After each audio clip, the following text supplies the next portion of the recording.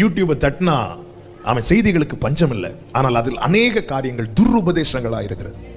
ஜெபத்தை அவ்வளவு ஜெபத்தின் அவசியத்தை, முக்கியத்துவத்தை அப்படியே அடிக்கிறது மாதிரி, நீ ஜெபிக்க தேவையில்லை, விசுவாசத்தோடு ஒரு வார்த்தை சொன்னா போதும் என்கிற நிலைக்கு கொண்டு போகிறது மாதிரி இன்னைக்கு அநேக பிசாசானவன் அப்படிதான் நுழைவான்.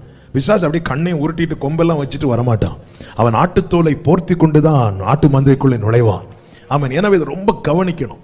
ஹல்லேலூயா. முற்பிதாக்கள் ஆபிரகாம் வாழ்க்கையில ஜெபம் ரொம்ப முக்கியமா இருந்துச்சு. ஈசாக்கு ஒவ்வொன்றையும் ஜெபித்து தான் அவன் பெற்றுக்கொள்கிறான். யாக்கோபுடைய ஜெபம் என்பது தாத்தா அப்பாவை விட ரொம்ப ஜாஸ்தியா இருந்துச்சு. ஹல்லேலூயா. ஆமென்.